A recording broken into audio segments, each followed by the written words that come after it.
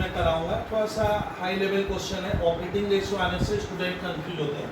Question ratio analysis class number 30 IC math का page number always आपको मैं बोला था हर क्लास में आप लोग लिखोगे स्टूडेंट, तो आप लोग पेज नंबर मेंशन करोगे। 168 है, 168 का सर क्वेश्चन नंबर 94 में स्टार्ट करा था, खत्म हो लाइन से कराते जाऊंगा। 5 मिनट से क्वेश्चन में लगेगा, उससे ज़्यादा नहीं लगेगा। देखिए क्वेश्चन है कैलकुलेट ऑपरेटिंग रेशियो। तो देखो मेरा क्या question student, first of all आपको क्या करना है, अब फॉर्मूला एकदम कहानी की तरह याद रखना। ऑपरेटिंग रेशियो का लॉजिक है, एक बिजनेस करते हैं, उसको चलाने के पीछे जो एक्सपेंडिचर मेरा इनकर्ड हो रहा है, ऑपरेट करने के पीछे मेरा क्या खर्च लग रहा है। ऑपरेट ये ऑपरेटिंग प्रॉफिट नहीं है, मैं देख रहा हूँ ऑपरेटिंग रेशियो। ऑपरेटिंग रेशियो क्या होता है, जो सामान आप बेच रहे हो उसकी कुछ लागत होगी, वो लागत आपका ऑपरेटिंग खर्चा है, तो वो ट्रेडिंग अकाउंट में मिलता है। मैंने बहुत बार बोला है, वो होता है cost of revenue, cost of revenue from operation. मालूम है ये जो वर्ड है cost of revenue from operation, ये 2 साल पहले बदला है। पहले इसको हम लोग पढ़ाते थे कॉस्ट ऑफ गुड्स सोल्ड, जो सामान बेचा उसका लागत, वो लिख लो। और एक बिजनेस को चलाने का जो ऑपरेटिंग खर्चा है, ऑपरेटिंग मतलब सर ऑफिस का खर्चा, सेलिंग का खर्चा और गुड्स को पहुंचाने का, उसको हम लोग कहते हैं ऑपरेटिंग एक्सपेंसेस। आप देखिए फॉर्मूला याद रखने में बहुत जनों को प्रॉब्लम हो जाती है। और नीचे लिखेंगे रेवेन्यू फ्रॉम ऑपरेशन। ये देखिए ये सेल्स से ताल्लुकात कर रहा है। रेवेन्यू फ्रॉम ऑपरेशन का मतलब होता है स्टूडेंट सेल्स, और ये रेशियो स्टूडेंट परसेंटेज में निकालने का रिवाज है, तो अपने कर देंगे इनटू 100। अच्छा अब एक छात्र कहता है रेवेन्यू फ्रॉम ऑपरेशन मतलब होता है जो मैं सामान बेचा उससे मेरे को जो पैसा मिला, भले इसमें कैश सेल हो या क्रेडिट सेल हो, दोनों आएगा, सेल्स रिटर्न लेस हो जाता है। तो रेवेन्यू फ्रॉम ऑपरेशन आप समझते हो। अब देखिए मैंने देखा इस क्वेश्चन को एकदम छाप के दे दिया है। 94 नंबर 1 क्वेश्चन है, कॉस्ट बोलता है जो सामान बेचे हैं उसकी लागत है 6 लाख। दादा यानी हम जो सामान बेचे वो 6 लाख का है, और मेरा ऑपरेटिंग खर्चा मतलब होता है ऑफिस मेंटेन करने का, सेलिंग डिपार्टमेंट, डिस्ट्रीब्यूशन डिपार्टमेंट का एक्सपेंडिचर। मैंने देखा क्वेश्चन में देख के रखा, स्टूडेंट को ऐसा देखने में दिक्कत हो रहा है 40,000, तो मेरा ऑपरेटिंग एक्सपेंस कितना हुआ 40,000 बाई, और सेल्स कितने की रेवेन्यू फ्रॉम ऑपरेशन में देख रहा हूँ, रेवेन्यू फ्रॉम ऑपरेशन सर सेल्स दे के रखा है 8,20,000। मैंने मैं मोटी बात करूँ, मोटी बात का मतलब होता है कि जब मैंने सेल 8,20,000 का किया, मैंने तो मेरा खर्च लगा है टोटल व्यवस्था चलाने का, ऑपरेशन का, बिजनेस का 640 और इंटू 100 अपनी जगह है। तो यहाँ पे कितना लिखेंगे 640 बाई करोगे कितना 820 इंटू 100। कोई स्टूडेंट क्लास का कर लो भाई, कितना आ रहा है 80%। अब देखो आप लोग का एक आदत क्या है ना, आप चलो क्वेश्चन नंबर बी या सी या डी करें ना, 80% जो एक बार सोचेंगे सर 80% का मतलब है कि मैं जो सामान बेचता हूँ 8,20,000 में, ठीक है, तो मैंने बेचा इतने में, उसके पीछे मेरा लागत है इतना, व्यवस्था चलाने का खर्चा है 6, तो 80% मेरा ऑपरेटिंग रेशियो है, मतलब हाथ में बचता है केवल 20%, उसको कहते हैं ऑपरेटिंग प्रॉफिट। मान लीजिए इस क्वेश्चन में 94 वाले क्वेश्चन में अगर मान लो मैंने एक छात्र को मजाक में पूछा नहीं है, फिर भी मैं कराऊंगा, उसका बजट है आपका कॉन्सेप्ट अभी बैठा दूं, ऑपरेटिंग प्रॉफिट रेशियो क्या होगा, तो ये ध्यान रखना 1 माइनस, ये देखो फॉर्मूला कितना गजब लग रहा है, 1 माइनस ऑपरेटिंग रेशियो। 1 को हमारे इंडिया में आप मैथ्स पढ़ती हो, 1 मीन्स 100%, 100% मतलब होता है 1, तो मैं 1 को चाहूँ तो आपको समझाने के लिए मैंने ऐसे लिखा 100%, और मेरी व्यवस्था चलाने का खर्चा है 80%, तो हाथ में क्या रह गया, 20%। ये देखिए हो गया ऑपरेटिंग प्रॉफिट। मैंने ये जानबूझ के बता दिया, क्लियर की जगह बैठी जो ऑपरेटिंग प्रॉफिट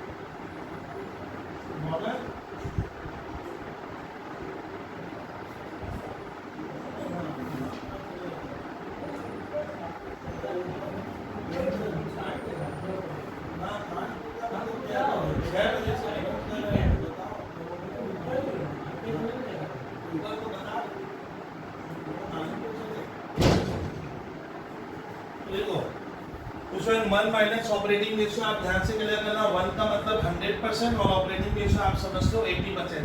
तो ऑपरेटिंग प्रॉफिट अगर आता है तो मैं ऐसे निकाल सकता हूँ। चलिए सर, अब हमारा बी नंबर क्वेश्चन का लेंदी है। 94 पे मैंने 2 क्वेश्चन डाला है, तो कोई कारण से दिया होगा, देखता हूँ 94 का बी नंबर आप सुनिए, लिखा है वही एक ही कहानी ऑपरेट। ये बी नंबर भी खतरनाक क्वेश्चन लग रहा है, काफी लंबा चौड़ा है, तो कोई प्रॉब्लम वाली बात नहीं है, हमारा काम हो जाएगा, क्योंकि हमें सर कॉन्सेप्ट क्लियर करना है। पहले देखिए ऑपरेटिंग रेशियो का फॉर्मूला लिखे, रिपीट, अब मैं शॉर्ट में रिपीट करूंगा। Cost of revenue from operation, इसको मैं कॉस्ट ऑफ गुड सोल्ड भी कह सकता हूं। तो मैंने लिखा cost of good sold plus OP expense का मतलब होता है ऑपरेटिंग एक्सपेंसेस। और ध्यान से देखिए ऑपरेटिंग एक्सपेंसेस बाई नीचे सेल्स भी लिख सकते हो आप, माने net sales, revenue from operation, और यहाँ इनटू हो गया, कहानी खत्म। देखिए cost of good sold COGS, जबकि नया वर्ड आ गया cost of revenue from operation, तो इसमें देखिए COGS इस सवाल का कैसे निकालेंगे। सर ये तो खतरनाक चीज लग रही है, ना हो जाएगा, घबराएंगे नहीं। देखिए अब मैं वर्किंग नोट 1 बनाऊंगा, अब बच्चों को सिखाऊंगा, मेरी तरह स्टूडेंट चलेंगे। वर्किंग नोट 1 मान लो आप इस तरह का एक बॉक्स में कहानी को सजाओगे। कॉस्ट ऑफ गुड सोल्ड क्या होता है? कॉस्ट ऑफ गुड सोल्ड बने जो सामान बेचे वो मेरे लिए कितने का था, फॉर्मूला डाला, तो आप जो सामान बेचे पहले क्या लिखेंगे, इसमें लंबा कहानी है मैं देख रहा हूँ, जिसमें क्वेश्चन ओपनिंग स्टॉक मेरा लास्ट ईयर का क्या है, बचा हुआ है, जिसको इस बार मैं बेचूंगा। हाँ, ये ट्रेडिंग का आइटम है, ये आएगा। Plus plus plus plus plus purchases लेंगे, तो स्टूडेंट सुनिए मैं क्या लूंगा, फिर लूंगा परचेजेज कितने का दिया है, परचेज दिया है 11,50,000, यानी मेरे पास बेचने लायक सामान हो गया, दोनों को जोड़ोगे तो 12 लाख। अच्छा, परचेजेस के बाद ओपनिंग स्टॉक हो गया प्लस परचेज हो गया। मैं बता दूंगा, आप एकदम टेंशन मत लीजिएगा। वेजेज आएगा, वेजेज कहाँ का खर्चा है, ट्रेडिंग, तो माना जाता है कि सर वो goods cost of goods sold का पार्ट है। Wages is 80,000 wages. Sir wages के बाद हमारे टीचर, मैं आपसे लूंगा कैरेज इनवर्ड। कैरेज इनवर्ड क्या होता है मैंने पढ़ा दिया अगले दिन, इसीलिए बहुत उसमें वक्त लगाया था, अब अभी यहाँ वक्त नहीं रहेगा सर। कैरेज इनवर्ड गुड्स का पार्ट हो जाएगा 20,000, ये इसमें ऐड होगा। और देखो तो कुछ है क्या, कुछ दिया है भैया, और कुछ नजर आया? सर मैं देख ले रहा हूँ, आप घबराइएगा, मैं क्लोजिंग स्टॉक दिया हुआ है, अब इतने को मैं ऐड कर दूंगा। ऐड किए तो 12,80 और 20 कितना हो गया, 13 लाख। और जो सामान मैं बेचने में कैपेबल नहीं हूँ, जो अभी भी मेरे दुकान में रह गया, इस ईयर में बेचा नहीं, देखिए बोर्ड पे देखिए क्लोजिंग स्टॉक, तो सर हमारा क्लोजिंग स्टॉक कितने का है, 1 लाख। अच्छा कितना, 12 लाख। ये देखिए, तो सर इसको कहते हैं cost of revenue from operation. बहुत ध्यान से, यानी इस बार मैंने जो सामान बेचा है अपनी दुकान से, अपनी फैक्ट्री से, कहीं वो 12 लाख के बराबर का, मैं 13 लाख का बेच सकता था, बट 1 लाख का नहीं बिका, तो मैं जो बेचा वो जो लागत है वो मेरा ऑपरेटिंग खर्चा है, वो सामान की कीमत है। तो पहले लिखा मैंने क्या, 12 लाख प्लस। अब आता है ऑपरेटिंग एक्सपेंस का। मैं अपने स्कूल वाले टीचर को एक बाजू में वर्किंग बनाया कि सर मेरी बात सुनिए, ऑपरेटिंग एक्सपेंस क्या होगा, कोई भी छात्र अब ऑपरेटिंग एक्सपेंस उसका वर्किंग नोट 2 लिख कर मैं यहाँ कहानी इस तरह का बना दिया बाजू में। ये देखिए ऑपरेटिंग एक्सपेंस में सर हम क्या क्या शामिल करेंगे।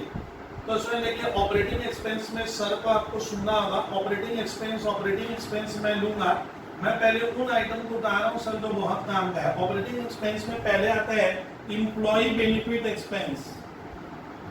ये क्या होता है डागा, जैसे वर्कर को मतलब हमारे स्टाफ को हमने सैलरी दिया, उनको मेडिकल का खर्चा दिया, कैंटीन का खर्चा दिया, प्रोविडेंट फंड का। ये एम्प्लॉय के लिए जो लगाते हो वो 11-12 में थोड़ा याद कीजिए, पीएल में लिखते थे सैलरी एम्प्लॉय बेनिफिट एक्सपेंस, उसी को बोला गया। आजकल नया नाम आ गया, थोड़ा स्टैंडर्ड क्वालिटी का वर्ड आया, employ benefit expense.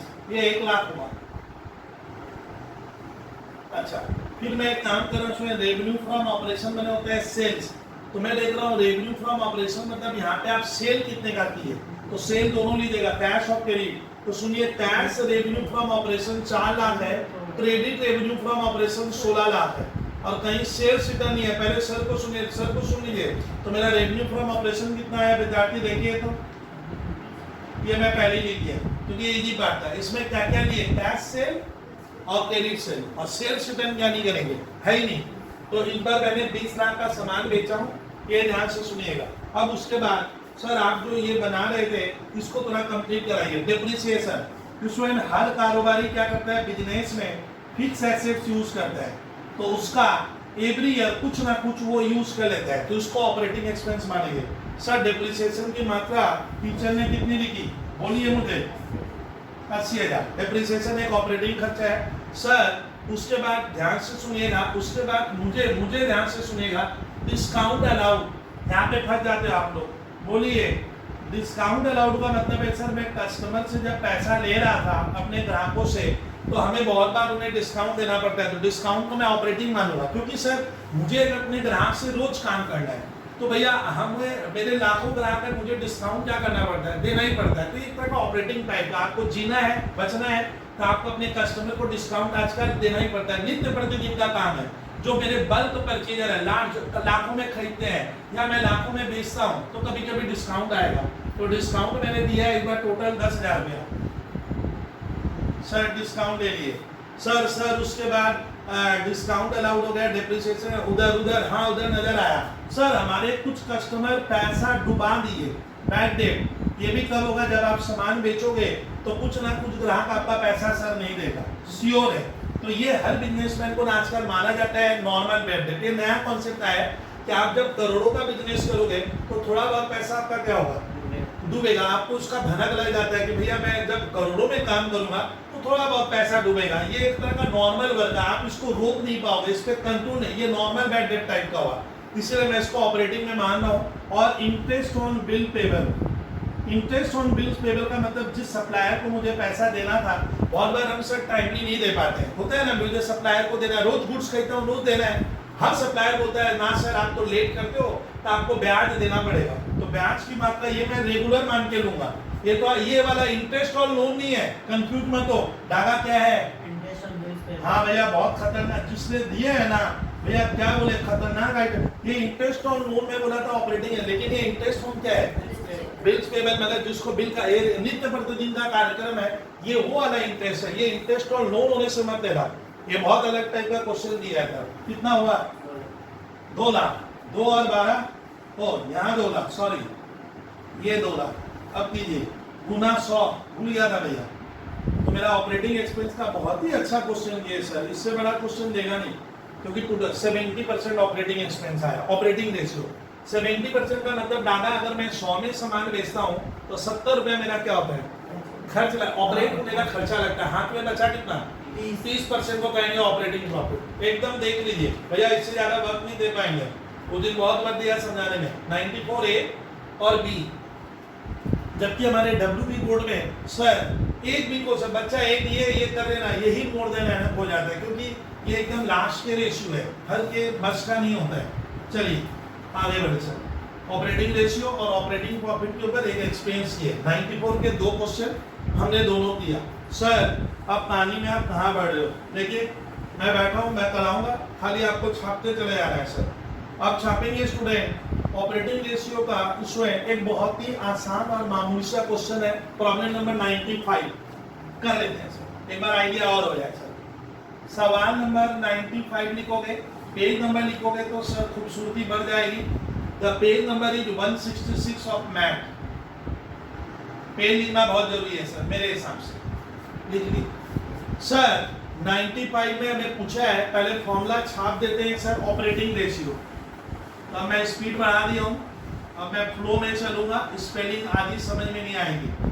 Operating ratio का फॉर्मूला है कॉस्ट ऑफ आईएससी के साथ, सीबीएसई बोर्ड के साथ, कृपया यही वर्ड लिखे, cost of revenue from operation, जिसको मैं कहता हूँ कॉस्ट, जो मैंने बेचा वो कितने का था, और प्लस सर मेरा ऑफिस का, सेलिंग का, एडमिनिस्ट्रेशन का खर्चे को कहते हैं ऑपरेटिंग एक्सपेंसेस।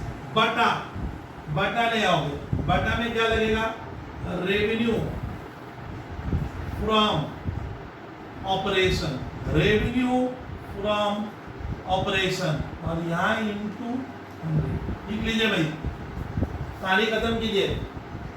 चलिए 95 में घबराओ मत बॉयज गर्ल्स।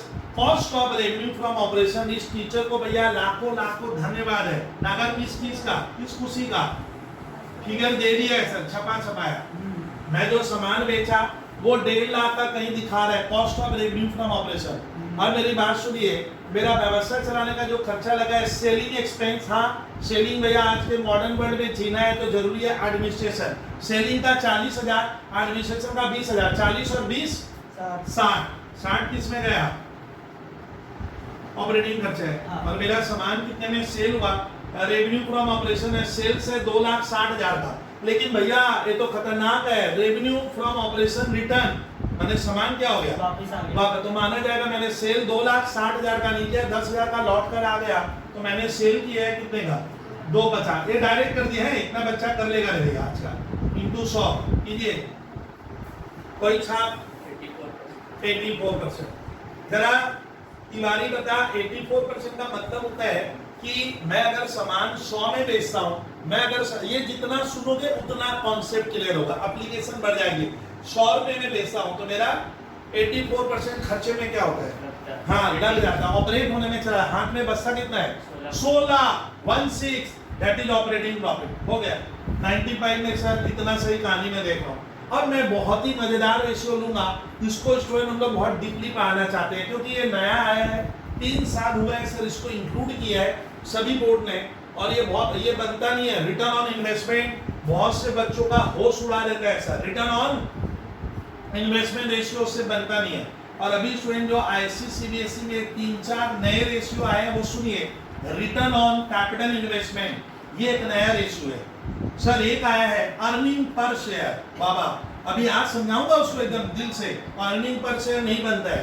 एक आ गया सर आजकल नया मार्केट में अर्निंग पर शेयर के बाद प्राइस अर्निंग रेशियो, ये 3 रेशियो है, नाम सुन के ब्लैंक हो जा रहे हैं। फॉर्मूला लिखना तो दूर का बात है, और एग्जाम वाले दिन फॉर्मूला लर्न करोगे तो 5-6 घंटा लगेगा। इसे sir concept should be very nice. Now start 96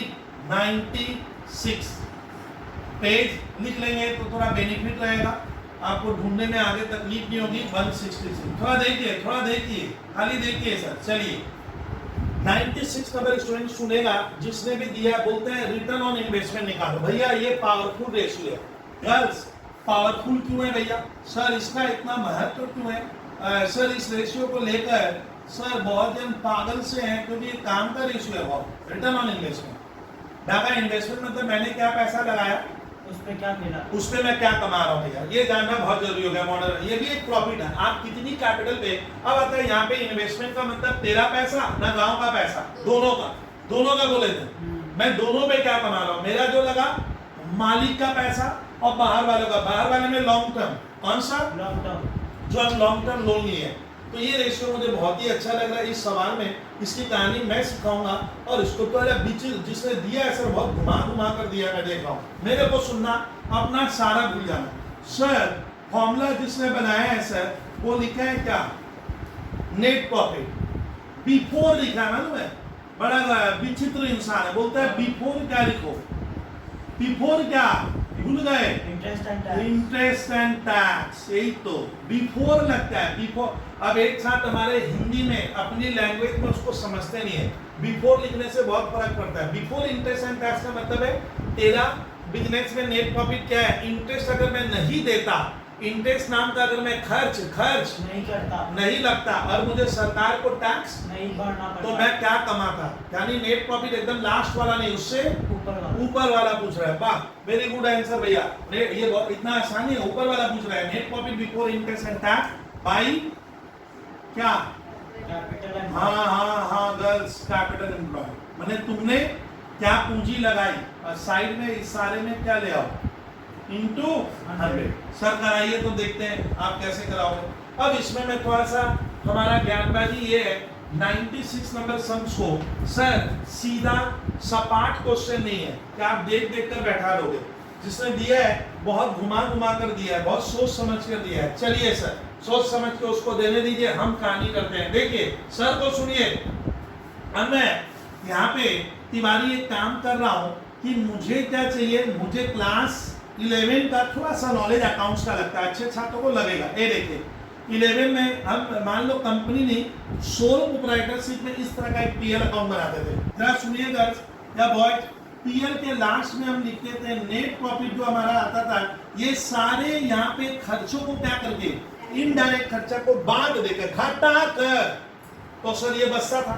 तो नेट प्रॉफिट इस सवाल में बचा आफ्टर टैक्स लिखा है 6.5 लाख। अब मजेदार देखिए, जिसने बनाया है सर बहुत सोच के अच्छा क्वेश्चन है, देखो पहले ओ सर आप गवर्नमेंट को क्या कर दिए, प्रशांत ये क्या हुआ, मैंने टैक्स देने के बाद ये मुनाफा है, मुझे चाहिए टैक्स नहीं देता तब मेरा मुनाफा क्या होता। अब देखिए सवाल बनाने वाले ने जो लिखा है, बोलता है इनकम टैक्स 50%। ये टफ क्वेश्चन है, इसको खाली मुझे सुन, मैं बहुत वक्त दूंगा।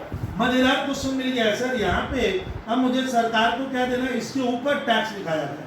मैं इकोनॉमिक्स से तो टैक्स बोला है 50%। ये सुनिए, यहाँ देखिए अब आता है सर टैक्स को रुपयों में नहीं दिया है, जिसने सवाल बनाया है टैक्स बोलता है 50%। छात्र भी क्या किया, सुन रहा है, यहाँ पे डाका क्या किया, 50% लिखा है, गलती हो गया ना। क्या चाहिए, अमाउंट चाहिए, टैक्स 50% दिए। तो सुनिएगा स्टूडेंट, टैक्स अगर मेरे को सुनना, अपना सारा भूल जाओ, सब निकाल दो दिमाग से। ये देखिए टैक्स 50% देते हैं, तो मेरे को डाका बता टैक्स देने के बाद ये दे दिए 50, तब ना ये बचा तो मैं कहानी बनाऊंगा। हमेशा मैथमेटिक्स से कहानी पे डेवलप हो जाता है। सुनिए भैया अग्रवाल गर्ल्स, तुम ये देख 50% तुम टैक्स दी, तो तुम मुझे बोले बबलू सर इकोनॉमिक्स पढ़ी होगी, मैं गवर्नमेंट को 50% टैक्स दी हूँ तब ये बचता है। तो ये बचा कब, ये बचा कब, 50% देने के बाद। हाँ देने के बाद, आफ्टर क्या प्रोविजन फॉर टैक्स, टैक्स की व्यवस्था की 50%। तो मोदी जी बोल रहे हैं भैया कमाया क्या था, तो थोड़ा मैथ्स लगाते हैं। सर सोचिए कि नेट प्रॉफिट हमारा 100 रुपया होता, 100 होता, 100 हमेशा 100 लाना होगा, हमेशा 100, एक्स मत लाया करो, 100। सर नेट प्रॉफिट 100 होगा, तो इसका मतलब क्या हो गया, इसका मतलब हो रहा है आपको 50 रुपया क्या करना होगा, 50% इसका, तो बचेगा क्या, 50 रुपया। इसका नाम आप देखिए, एक तरीका ये है कि अगर तेरे को टैक्स का अमाउंट यहाँ पे क्या नहीं हो रहा है, ढूंढने में तकलीफ हो रही है, आप उसको सर्च आउट नहीं कर पा रहे हो, आप उसको ढूंढ नहीं पा रहे हो, तो बबलू सर की तरह चलिए कि ऊपर मानो 100 था, 100 लेना, एक्स मत लेना, एक्स से होगा, 1 से भी होगा। 100 में से सरकार कितना ले लेगी, 50। सरकार बोलती है 50 रुपीज मुझे दे दो, बचा 50, बचा क्या 50। ओ इसका मतलब सर ये जो ताको एक बार इधर देखिए, ये जो 50 बच रहा है ये टैक्स भी तो उतना ही है। टैक्स भी तो, इसका ना टैक्स यहाँ पे 6.5 लाख था, कितना था, परफेक्ट 6.5 लाख रुपए का ही टैक्स था। सर दूसरा तरीका बताइए, दूसरा सुनिए, आप जब भी ऐसे क्वेश्चन आए, आप अपने मन में सोचिए नेट प्रॉफिट 100 होता तो सरकार 50 रुपया ले लेती, तो हाथ में क्या बचता, 50। अब सुनिए आप ऐसे मेरी तरह सुनिए, यहाँ पर को हम इंग्लिश में क्या कहते हैं, हियर। अब सुनिए हियर में मैं 50 लिखूंगा, सर ये 50 क्यों लिखे, 40 लिखो ना सर ना।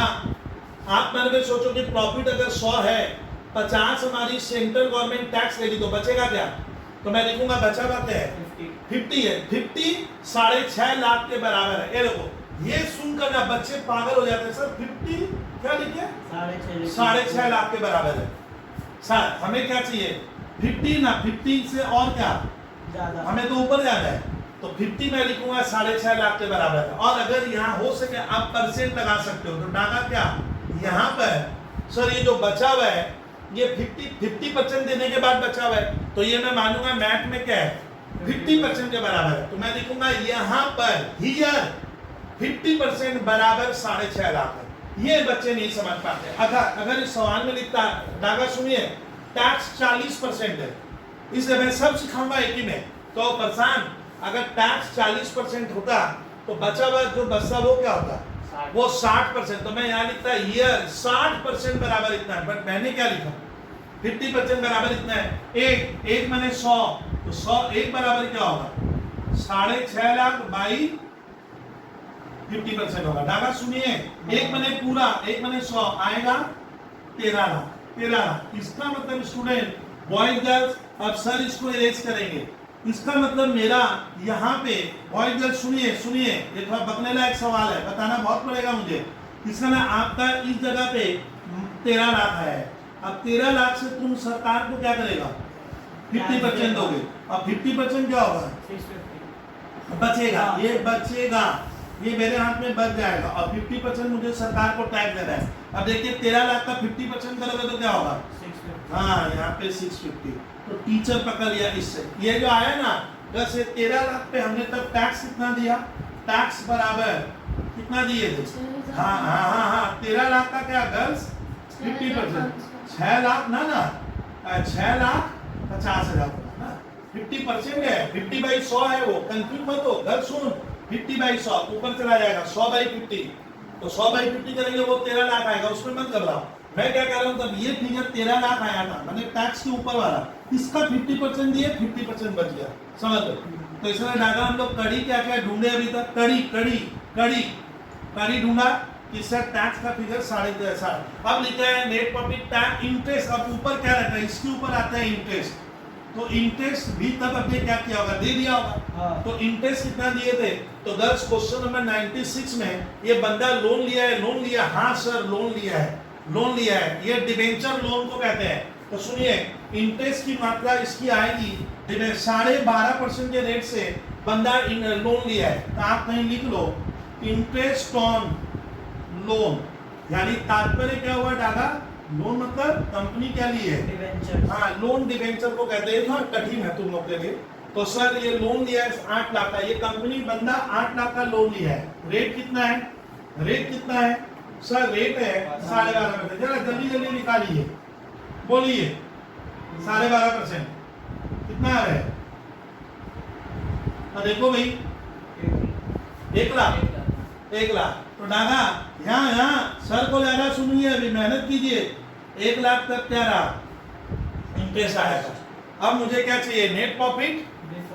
मैं टैक्स नहीं देता, मैं सरकार को इंटरेस्ट नहीं देता, तो मैं इसके ऊपर क्या कमाता, तो कमाई बहुत क्या होगी बढ़ गई, कमाई आपकी बहुत बढ़ गई। तो अब यहाँ पे क्या आ रहा है प्रशांत तिवारी, ये जो ऊपर वाला भाषा स्कूल में लिखना नेट प्रॉफिट, ये लिखना होगा तेरे को क्या बिफोर इंटरेस्ट, ये इसको कहते हैं बैक कैलकुलेशन, उल्टा चला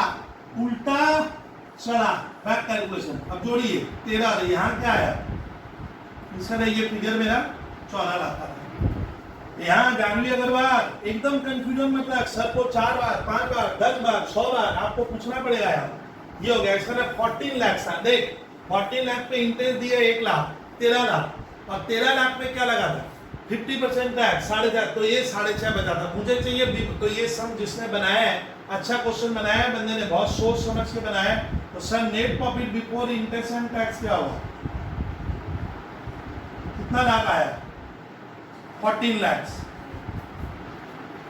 अब भाई को सुनिए, अब आता है कैपिटल एम्प्लॉयड किसको कहते हैं। कैपिटल एम्प्लॉयड मतलब मैंने बिजनेस में क्या किया, कितना पैसा लगाया, तो वो काम कराऊंगा मैं। तो ये तो मैं वर्किंग नोट में बनाना है, ये एक वर्किंग नोट है, ये क्लियर। मैं रिवर्स करूंगा, वर्किंग नोट मान लो उसको आप नंबर देके आप अपने हिसाब से सजा लेना। सर इस सवाल में इतना काम होने के बाद, इतना काम होने, अब मैं मिटा रहा हूँ, शायद मैं उम्मीद कर रहा हूँ सारे छात्र उतार लिए होंगे, मेरे पास उतना स्पेस है। अब कैपिटल एम्प्लॉयड मतलब होता है आपने कैपिटल एम्प्लॉयड का आज एक लंबा सर 5 मिनट का बहस चलेगा, ये इतना आसान नहीं है। कैपिटल एम्प्लॉयड मतलब होता है मैंने बिजनेस में कितना कैपिटल मैं लगाया, मैं तो यहाँ पे मैं नहीं है, यहाँ पे मैं क्या लगाया, और मैं गांव से कितना पैसा लिया, वो दोनों हो गया पूंजी। आप कितना लगा कर कमाए, तो मेरा वाला गांव वाला। लेकिन इस सवाल को बनाने वाले को सर बहुत ही धन्यवाद, वो दिया नहीं है ऐसा कुछ। तब सुनिए, तब कैपिटल एम्प्लॉयड का एक फॉर्मूला होगा इस तरह का, फिक्स एसेट्स, तेरे बिजनेस में जो डागा क्या लगा हुआ है, क्या लगा हुआ है फिक्स एसेट्स। क्या हो गया आप, क्या मान लो आप क्या जो लोन लिया उससे से खरीदे होगे, तो फॉर्मूला हो जाता है फिक्स एसेट्स जितना है वो ले लूंगा एट कॉस्ट 24,60,000। ये कैपिटल एम्प्लॉयड में आएगा। मैं बहस बता दूंगा आपको, इतना घबराने से नहीं होगा। अच्छा, फिक्स एसेट पे डेप्रिसिएशन होता है, तो डेप्रिसिएशन यहाँ से क्या हो गया, लेस होगा। सर आपको कहाँ से फिगर मिल जाते हैं, तो डेप्रिसिएशन वहाँ लिखा हुआ है 4,60,000 का, यानी माना जाएगा अभी वो फिक्स एसेट कितने की है, कितने की है डागा, 20 लाख। ये फिक्स एसेट नेट हो गया। तो फिक्स एसेट मैंने लगा के रखा है 20 लाख का। इसमें जुड़ेगा क्या, करेंट एसेट्स। करेंट एसेट्स मैंने जैसे स्टॉक, नहीं समझे, करेंट इन्वेस्टमेंट, डेटर, ये करेंट एसेट भी कैपिटल एम्प्लॉयड का पार्ट है। तो करेंट एसेट्स की स्टूडेंट मात्रा देकर रखा है टीचर ने 15 लाख। तो फिक्स एसेट्स और करेंट एसेट जोड़कर कितना उपस्थित हुआ, 35 लाख रुपए। ये लेकिन कैपिटल एम्प्लॉयड नहीं है, ये क्या नहीं है, अब इसमें क्या करेंगे, लेस, हाँ कौन सी लायबिलिटीज, करेंट लायबिलिटीज। एक बार हमारे छात्र लग रहा है थोड़ा सा कंफ्यूजन में है, जो मैं डिस्कस करूंगा समझाने वाले पार्ट में। तो सर कैपिटल एम्प्लॉयड का फॉर्मूला होता है, जितना फिक्स एसेट्स होता है आप सब ले लो, फिक्स एसेट्स के बाद क्या ले लो, करेंट एसेट्स। तो इसको कहते हैं ग्रॉस कैपिटल एम्प्लॉयड, ये भी सिखा दिया, ये ग्रॉस होता है और ये आएगा घटाकर नेट, हमें नेट लगेगा। तो करेंट लायबिलिटीज को लेस करते हैं, क्योंकि ये पैसा बाहर वालों का लगा हुआ है, बाहर वालों में भी शॉर्ट टर्म वाला है। तो कितना बचा, कितना बच रहा है, 28 lakh is the amount of capital employed. तो डागा मैं 28 लाख रुपया लगाकर कारोबार से 14 लाख कमा रहा हूँ, 14 लाख कितना हुआ, 50%, यानी मेरा रिटर्न ऑन कैपिटल एम्प्लॉयड 50% है। कितना है, 50% है। एकदम गलत, ये थोड़ा टफ है, ये रेशियो थोड़ा टफ आ गया था। रिटर्न ऑन कैपिटल एम्प्लॉयड 50%, मतलब परसेंट कितना लगाया, 28 लाख लगाकर हम 14 लाख रुपया कमाए, परसेंट में क्या कमा रहे हो आप, धंधा पानी कितने का कर रहे हो, 50% आपकी कमाई है। अच्छा, कैपिटल एम्प्लॉयड को लेकर जो बहस है, मैं 1-2 सवाल पहले कराऊं, आज लास्ट में जब खत्म करूंगा ना, तो इसको निकालने का जो तरीका है सर आज आपको इस तरह से बता दूंगा, वो लाइफ टाइम याद रहेगा।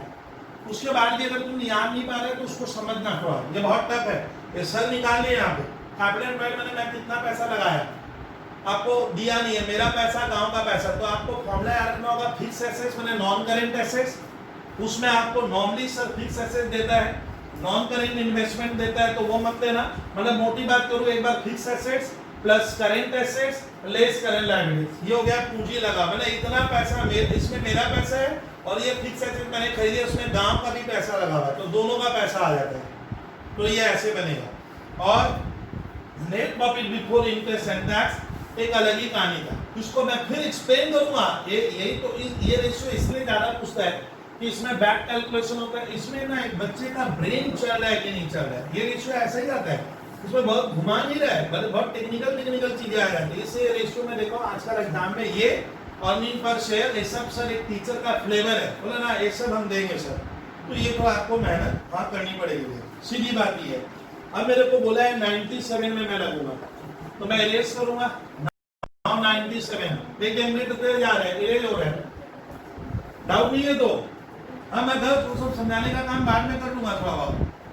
97 सर क्या पूछ दिए, तो मैथ का स्टूडेंट मैं करा रहा हूँ, पेज नंबर आपको ऑलवेज लिखना होगा सर, पेज नंबर है 166, सवाल नंबर है 97, कृपया लिखो। अब देखिए ये मजेदार कहानी देखो, 97 सुनो, 97 में बोला है कैलकुलेट ऑपरेटिंग रेशियो, तो आप ध्यान दीजिए,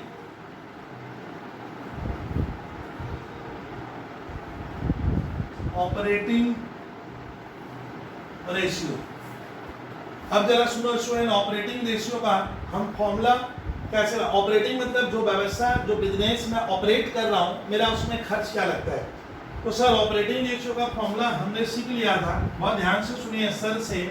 जो सामान बेच रहे हो आप अपनी दुकान में, सर उस सामान का लागत क्या है, cost of revenue from operation, मतलब जो सामान में बेचा वो कितने का था, प्लस के साथ क्या लगेगा, प्लस के साथ क्या लिखना, ऑपरेटिंग, ये होता है। इसके भीतर ऑफिस का खर्च, सेलिंग डिपार्टमेंट का खर्च, डिस्ट्रीब्यूशन डिपार्टमेंट का खर्च, employ benefit expense, bad debt, discount allowed, ये सब ऑपरेटिंग खर्चे हैं। चलिए, और बाई नीचे क्या लिखेंगे? नीचे क्या लिखना है डागा? रेवेन्यू फ्रॉम हाँ, सेल्स, मतलब कितने के सामान में मेरा लागत क्या है? रेवेन्यू फ्रॉम, और इनटू यहाँ पे 100। चलिए, सवाल है 97 का ए। सुनिए सर, हमें दिया है, मेरे को सुनना सर। पहले क्या कर रहे हैं, एक जगह मैं देख रहा हूँ ग्रॉस प्रॉफिट दे दिया है। अच्छा, मुझे निकालना है स्टूडेंट, मेरी बात सुनना, मुझे निकालना होगा स्टूडेंट क्या? कॉस्ट ऑफ रेवेन्यू फ्रॉम, मैं जो सामान बेचा वो कितने का था? रेडी करो, वर्किंग नोट 1,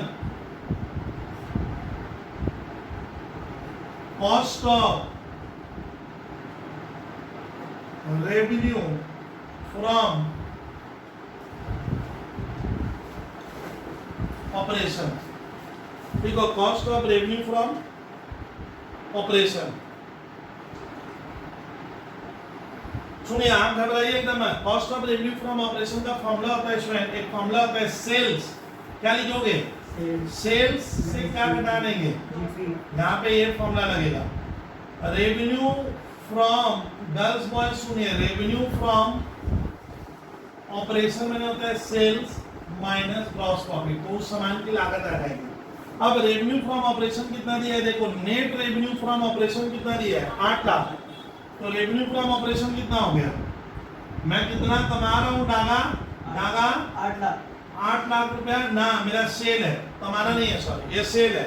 और मेरा जीपी कमाने का रफ्तार कितना है? 20%। जीपी है 20%। तो जीपी क्या करेंगे? किसका 20% होगा? कुछ भी नहीं होता है, तो मैं बताया था सेल्स का होता है। वो 8 लाख का 20%, मैंने 1,60,000, कितना आया? 6,40,000।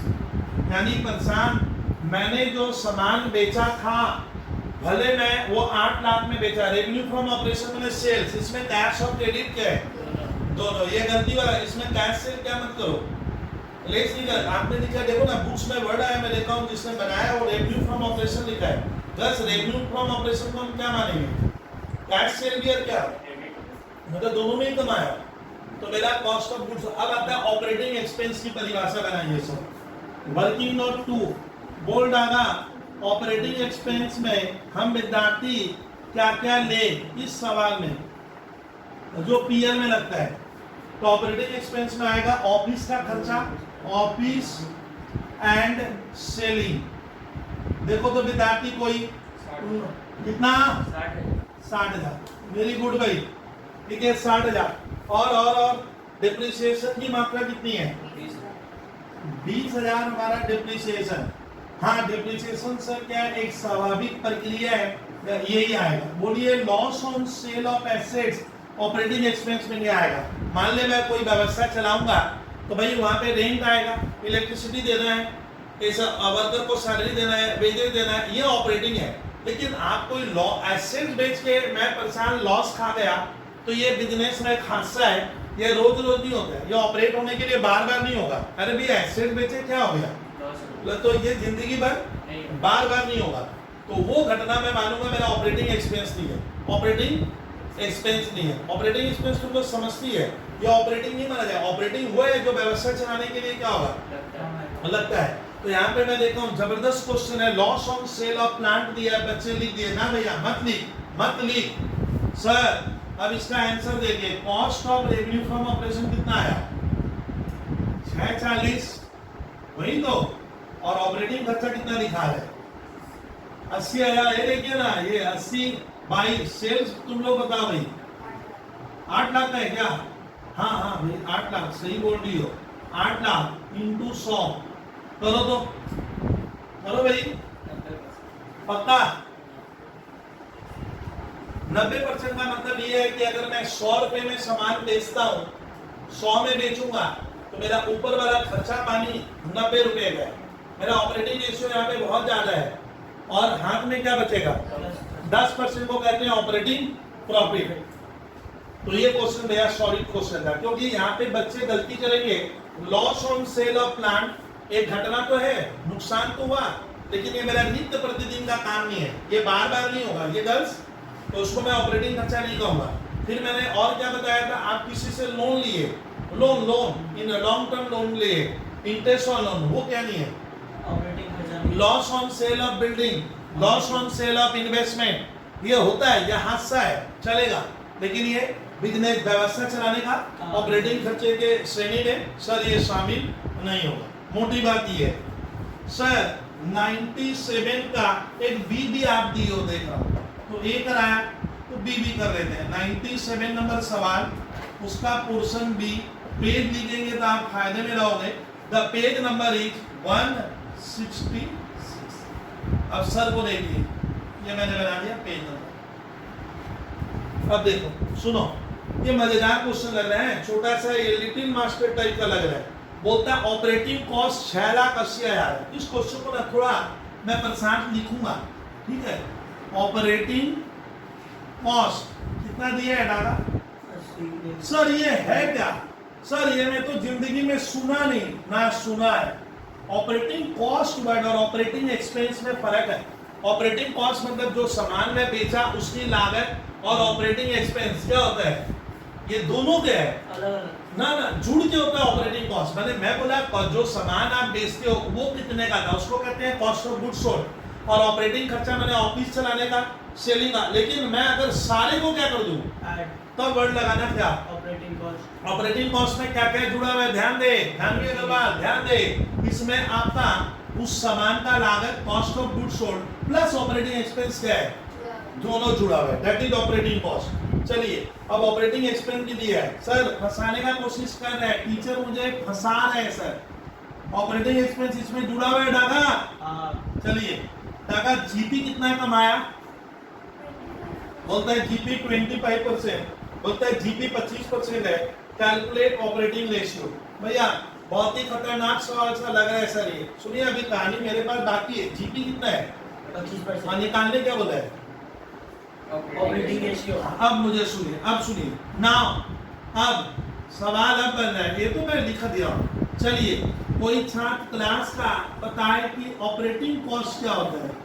ऑपरेटिंग कॉस्ट में दो पार्ट आएगा, जो सामान मैंने बेचा कॉस्ट ऑफ गुड्स सोल्ड या cost of revenue from operation plus operating expense किसको कहते हैं, ऑफिस सेलिंग डिस्ट्रीब्यूशन का खर्चा, और बाई क्या ना बस ऑपरेटिंग कॉस्ट। डागा ध्यान दीजिए कितना लिखा 680 में डाउट ना, COGS हमें क्या नहीं है पता, लेकिन मैंने देखा ये टीचर बड़ा स्मार्ट निकला है, बच्चों के साथ गेम खेला है, बोलता है ऑपरेटिंग एक्सपेंस 80 है, तो ये खर्चा, इसमें 3 खर्चे होते हैं, ऑफिस सेलिंग और डिस्ट्रीब्यूशन। यानी मैं जो सामान बेचा था उसकी लागत क्या थी, कॉस्ट ऑफ गुड्स सोल्ड। अरे इतना कर लेगा ना, 80,000 इधर आएगा, इतने आप लोग से कर पाओगे, तो COGS क्या आया 6 लाख। यानी मैं जो सामान बेचा वो 6 लाख का था, सामान की कीमत 6 लाख है, और उधर मेरा ऑफिस सेलिंग डिस्ट्रीब्यूशन कितने का था 80 का था। इतना काम कर लिए, एक आप बहुत ही गजब टाइप का क्वेश्चन है। नाउ जीपी, सर जीपी 25% है, दादा ध्यान दे, जीपी 25% क्या होता है, हमेशा कुछ नहीं लिखता है, तो मैंने क्या बोला था सेल्स। सर इसको और क्या कहेंगे, या और इक्वल्स टू क्या, बात कर 1/4 ऑफ सेल, लेकिन वो कॉस्ट का क्या हो जाएगा, कॉस्ट का होगा ना, सेल्स का अगर 1/4 है, मैं पढ़ाया हूँ देखिए, इसीलिए तो आप कॉस्ट का कितना होगा 1/3 हो जाएगा। ये देखिए एकदम नहीं देखने से भैया ये दाल रोटी का हिसाब नहीं है, एकदम फास्ट नहीं बनेगा। 1/4 ऑफ सेल्स को मैं क्या कह सकता हूँ, 1/3 ऑफ कॉस्ट, यानी जीपी बराबर क्या होगा 1/3 इंटू सामान का कॉस्ट क्या था 6 लाख। यानी ये तो बहुत खतरनाक सवाल बनाया है सर टीचर ने। कितना आया 2 लाख, जीपी 2 लाख। अब मुझे निकालने क्या बोला है सर, 97 में मैं वो देखूंगा कि बी नंबर क्वेश्चन में तो ए था, ये मिटा रहा हूं, हमें निकालना क्या है sir, what we have to compute, finally हमें क्या निकालना है सर क्वेश्चन में। तो मैंने जीपी भी निकाला। अब मुझे क्या पूछा है स्टूडेंट, पूछा क्या है, ओ ऑपरेटिंग रेशियो, हमें क्या निकालने बोला है data, operating ratio. Operating ratio अब निकालेंगे। अच्छा तो सेल्स कितने का हुआ था स्टूडेंट, सेल्स दिया हुआ था क्या, नहीं, सेल्स, ओ सेल्स नहीं दिया हुआ है, अरे बाप रे बाप, बहुत ही अच्छा क्वेश्चन लग रहा है। 97 का बी का आगे सेल्स कॉस्ट क्या होता है, जो सामान मैंने बेचा और उसमें क्या जोड़ दो, जीपी। जीपी। भैया अच्छा बोल रहे हो तो भैया 6 लाख, 6 लाख मेरे सामान की परेशान क्या है, लागत। और मुनाफा कितना लिए थे, 2 लाख। मैं जो बेचा हूँ उसमें मुनाफा 2 लाख लिया हूँ, ये अलग है। तो मेरा सेल्स कितने का आया, अब मुझे क्या निकालना पड़ेगा, डाटा अब निकलेगा कौन सा रेशियो, ऑपरेटिंग रेशियो। भैया बहुत ही लंबा चौड़ा देखा, इस तरह से ब्रेन लगाना पड़ता है। ये जो पोर्शन होता है ये रेशियो, ये सब रेशियो में एप्लीकेशन ऑफ स्किल चाहिए। ऑपरेटिंग रेशियो का फॉर्मूला मैं कहीं लिखा नहीं हूं तो अब लिख देता हूं, cost of goods sold plus operating expenses, operating expenses by क्या, सेल्स से आगे क्या ला, नेट सेल्स से बेहतर बढ़ोगा रेवेन्यू फ्रॉम ऑपरेशन। आप लोग वो सब लिखेगा। तो कॉस्ट टू सर जो सामान बेचा उसका कॉस्ट क्या था, डागा कॉस्ट मैंने वो लागत कितना आई थी, 6 लाख। और ऑपरेटिंग एक्सपेंस क्या है, 80,000। सेल्स कितने की है, सेल्स 8 लाख की है। सही भैया, सही है। इंटू 100, बोलिए बोलिए, इंटू 100, घबराओ मत। 85। हाँ 80, बोलिए भाई, आपको करना होगा, करके बोलो। आंसर में देखो कहीं कहीं आंसर 100 में 2-3 गलती भी हो जाता है। तो 85, ये क्वेश्चन बहुत बेहतर है, इसमें बहुत मेहनत करनी पड़ेगी। हाँ तो थोड़ा बहुत चर्चा मैं बोला, इसीलिए मैं 7 क्लास रखा हूँ सर सिखाने का सवाल का। 97 अपना कंप्लीट हुआ सर, सीधी बात करें तो। अब हमारा 98 में है सर ऑपरेटिंग प्रॉफिट। पहले बनाओ, नोट डाउन करो। ये क्लास नंबर 13 चल रहा है रेशियो का। नाउ 98, ये पहले हो गया होगा तब मैं आगे बढ़ूंगा। थोड़ा टफ लगेगा लेकिन ऐसा नहीं है। जो बच्चे थोड़ा सोचने पे मजबूर हो रहे हैं, थोड़ा थिंकर बन रहे हैं, ये वहाँ टिकेगा, नहीं तो नहीं टिकता है सर। रेशियो ऐसे देखने में बहुत लालच आ जाता है बना लेंगे, कभी कभी नहीं बनता है। स्कूल के पेपर में ये मैं पहले कह देता हूँ, नहीं बनता है। 2 मार्क्स चले गए आपके, बच्चे अभी 100 की उम्मीद कर रहे हैं। 2 रेशियो गलत कर दिए, 5 को आएगा। 5 रेशियो में आप 2 गलत करके आए, भैया मैं क्या कर लूँगा, 4 नंबर तो गए आपके। ये कह रहा हूँ, ये देखिए ना, इस बार बहुत सा लड़की लोग 2 रेशियो गलत किया था सर, 2 मार्क्स का लालच आया, 4 नंबर उनका आईसी में नहीं मिला, वहीं चला गया। ये ध्यान रखिए। चलिए 98, लेकिन 98 बनाने वाले ने बोला है विद्यार्थी ऑपरेटिंग प्रॉफिट बोला है। क्या बोला, बोलता है calculate operating profit ratio. Janvi Agarwal formula सुने अगर तेरे को याद है तो। बाबा तुम बोलेगी खुद ही और सुनेगी भी खुद, यहां तक आवाज पहुंचाओ भाई। ऑपरेटिंग प्रॉफिट बाई नीचे क्या लिखेगी, सेल्स। कितने के सामान में कितना मुनाफा हुआ भैया, सीधी बात ही है। रेवेन्यू, आरईबी माने रेवेन्यू फ्रॉम ऑपरेशन। सेल्स भाई, सेल्स। हम कैश सेल में भी कमाते हैं और क्या, क्रेडिट। तो इसमें दोनों सेल्स है और सेल्स इधर लेस है, भूलिए मत। ऑपरेटिंग प्रॉफिट आप लोग भूल गए थे, ये सेल्स से ताल्लुकात होगा। गर्ल्स कितना कमाए, कितने का सामान को बेचकर कितना, ये ऑपरेट, ये नेट प्रॉफिट भी नहीं है, ये ग्रॉस प्रॉफिट भी नहीं है, समथिंग डिफरेंट है। तो ऑपरेटिंग प्रॉफिट, एक छात्र बोला सर ऑपरेटिंग प्रॉफिट मैं निकालूं कैसे, वो मेरे से सुनेगा। ऑपरेटिंग प्रॉफिट सर निकालने का एक तजुर्बा मैं बता रहा हूं, आप एकदम सर को सुनोगे।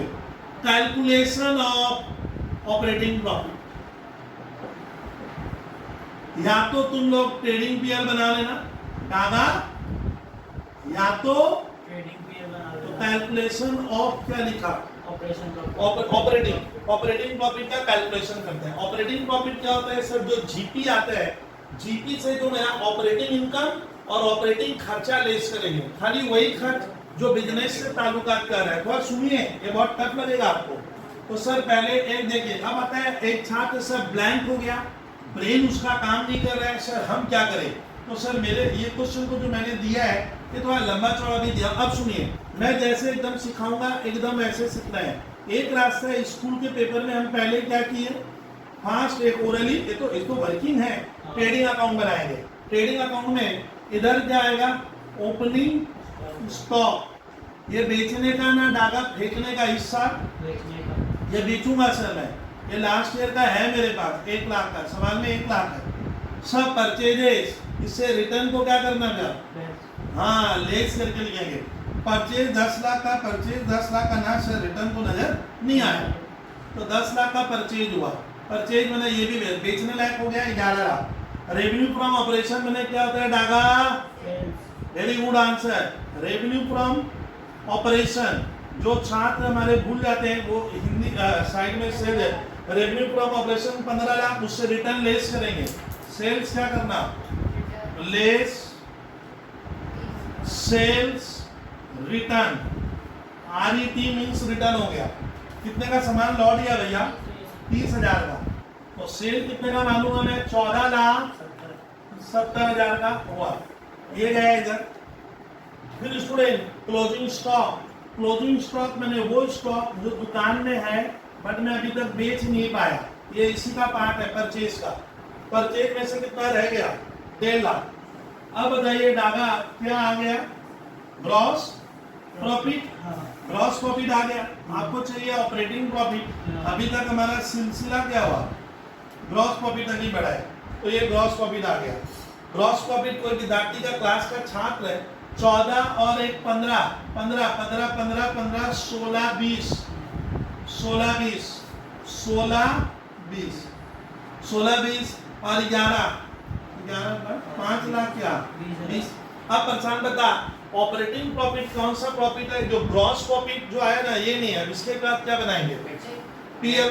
लेकिन पीएल में तो हम सब ले लेते हैं, तो पीएल में हम लोग सब ले लेते हैं, discount receipt, commission receipt, profit PL. लेकिन ऑपरेटिंग प्रॉफिट मैंने जो आप अपने मुख्य कारोबार से कमाए, आपके बिजनेस से जो कमाए, आप शेयर बाजार से कमा लिए, आप इस बार एक सडनली सौदा खेले और लैंड बेच के पैसा कमा लिए, इंटरेस्ट से पैसा ले लिए, रेंट से, जबकि आपका मुख्य पैसा नहीं है, रेंट से पैसा ले लिए, तो डागर क्या हो गया, वो सब हमारा ऑपरेटिंग प्रॉफिट में नहीं आएगा। तो कोई मजेदार कहानी लूंगा, मजेदार कहानी ये है कि सर अगर आप ऑपरेटिंग प्रॉफिट देके मैं पीएल नहीं बनाकर मैं खाली उस चीज पे टारगेट किया कि मुझे ऑपरेटिंग प्रॉफिट चाहिए, सुनिए जीपी प्लस प्लस क्या ऑपरेटिंग इनकम, भूल गए सुनिए, मैं किसी का सामान लाकर बेचता हूं और उससे भी 2 पैसा कमाता हूं, कमीशन।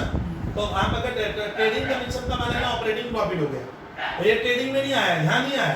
तो मैं बताया था कि भाई होता है ना कोई एजेंट है जो दूसरे का सामान लाकर बेच रहा है, बोला भगुया लाखों कमा रहा है, वो उसका ऑपरेटिंग प्रॉफिट इनकम है, वो लूंगा। और इधर से क्या घटेगा, माइनस ऑपरेटिंग एक्सपेंस, वो एक्सपेंस है जो बिजनेस से सर डायरेक्ट रिलेशन का है, जैसे बिजनेस का रेंट, इलेक्ट्रिसिटी, गैस, नहीं समझे, ये सब जो खर्चा है, telephone bill, printing, stationery, depreciation, discount allowed, bad debt, these are operating expense.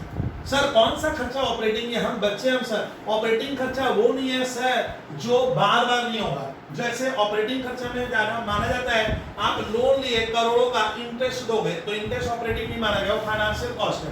कोई संपत्ति बेच के मैं लॉस खा गया, वो ऑपरेटिंग एक्सपेंस में नहीं आएगा। तो सर इस सवाल को आगे आप बढ़ा दोगे, हाँ बढ़ा दूंगा मैं। यहाँ से अब जीपी को चोरी कर लिया, कॉपी कर लिया, 5-20 कर लिए सर, 5,20,000 प्लस। देखिए तो कोई ऑपरेटिंग इनकम है ना, डिविडेंड ऑन शेयर, मुझे शेयर से डिविडेंड मिला है, डिविडेंड एक कमाई तो है लेकिन वो आपका क्या नहीं है, मुख्य बिजनेस से ताल्लुकात नहीं रखता है, रिलेशन मत लेना। ऑपरेटिंग एक्सपेंस में एडमिनिस्ट्रेशन एक्सपेंस आएगा, एडमिनिस्ट्रेशन कितना है डागा, तो ये operating income 0 minus administration expense कितने का गर्ल्स, 50,000 का एक है, और एक तो और है, कौन सा है, सेलिंग एक्सपेंस 1,20 का है, और लॉस क्या दिया है वाला वो नहीं आएगा, लॉस बाई थेफ्ट। सुनिए उससे प्रॉफिट तो गिरेगा, उससे एनपी कम होगा, बट हम नहीं लेंगे, ये समझना। जानवी नहीं समझ में आए 2 बार पूछिए, 4 बार पूछिए, 100 बार पूछिए, मैं देखिए सर इस तरह का फॉर्मूला में ले ली, सर क्या नहीं घटा है, वो तो लॉस बाई फायर क्यों नहीं लेस किए, हाँ लॉस तो हो गया, एनपी गिर गया, बट वो घटना मेरे साथ बार बार नहीं होगी। तो मैं सोचूंगा अगर वो अकस्मात घटना, सडनली वाली घटना नहीं घटती तो मेरा मुनाफा क्या आता, कीजिए भैया, 3.5 लाख। बहुत अच्छा क्वेश्चन लग रहा है भैया, तो ऑपरेटिंग प्रॉफिट के लिए इतना मुझे मेहनत करना पड़ेगा 3.5 लाख भाई रेवेन्यू फ्रॉम ऑपरेशन एक तो सर 14 लाख कितना 70,000 सही लगा गुना 100 कोई छात्र बोलिए बोलिए बोलिए बोलिए 20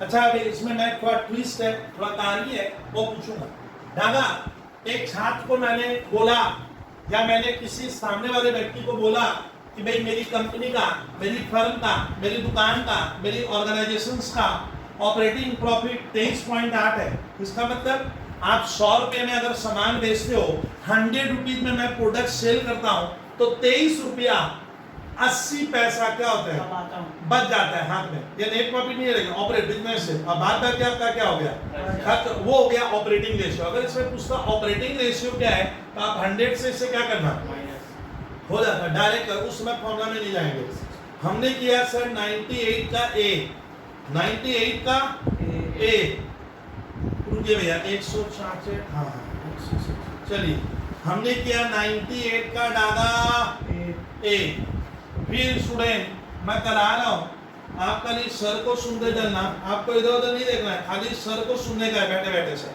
सर बैठे हुए आप 98 का बी सर जो है सर पेज 167 में 98 का बी आप लोग खुद करना तो 98 बी ऐसे एच और डब्ल्यू है बी बोल के एक सवाल है ए उधर सॉरी 196 पेज में ही है बी करके दे खुद बना लेगा छोड़िए अब मैं आगे बढ़ूंगा थोड़ा सा हमें कहानी आगे बढ़ानी है अब मैं देख रहा हूँ स्टूडेंट मुझे एक बार मजा आ रहा है कि 99 और 100 मेरे को तो सिलेबस भी टालना है सर तो 99 100 भी सर वही ऑपरेटिंग मैंने ब्रेन लगाने का है थोड़ा इधर उधर ब्रेन करोगे तो होगा 99 एलडब्ल्यू 100 होमवर्क लिखिए इस बारे मुझे कुछ नया रेशियो डिस्कस करने का मौका मिलेगा और इतना बेहतर रेशियो है सर जब मैं आपको कंपनी पढ़ाऊंगा सर कंपनी में आप मान के चलिए इशू ऑफ शेयर उसमें पूरा मैं करीब 20 क्लास लगाऊंगा इशू ऑफ शेयर आप एक क्लास उससे कम नहीं दूंगा आप देख लीजिएगा सर 1.25 घंटा 1.5 घंटा करके चलता रहेगा वो चैप्टर सर होते ही डिबेंचर बच्चा लगेगा बच्चा शेड्यूल 3 बच्चा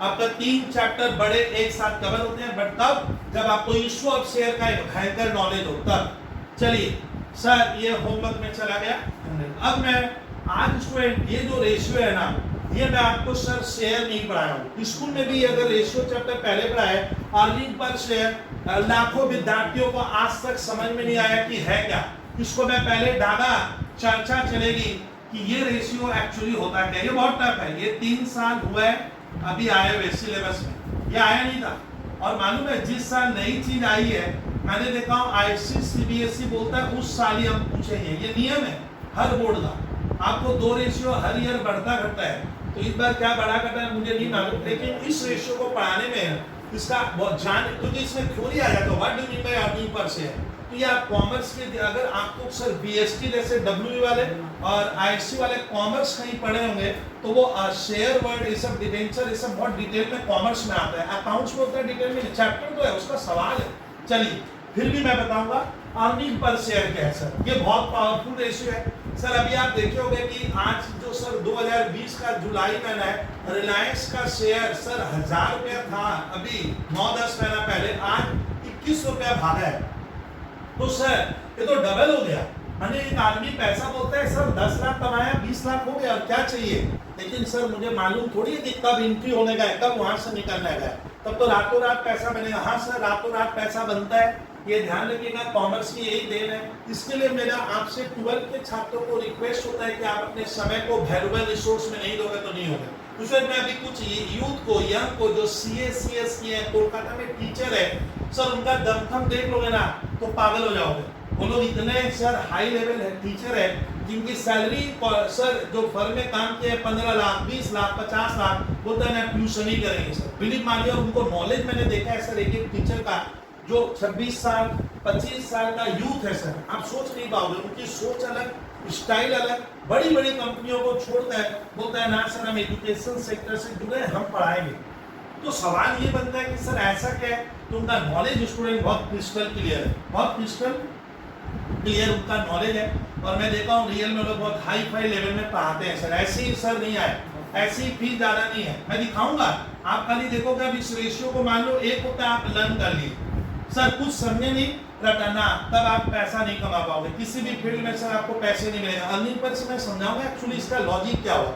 तो ये वर्ड स्टूडेंट मार्केट में यूज होता है, कंपनियों में ज्यादा यूज होगा अर्निंग पर से, ये नया है, तो इस फॉर्मूला को देना नहीं चाहिए, क्योंकि 12th का स्टूडेंट सर उस लेवल पे सोच नहीं पाएगा। आप तो दे दिए, पता दे दूंगा, बच्चा अपना करे ना, हमारा सिलेबस ना बस करिए इसके ऊपर सर। बिलीव मानिए एक टीचर चाहे तो करीब करीब इसके ऊपर सर करीब 40 मिनट्स का खाली लेक्चर है समझाने में।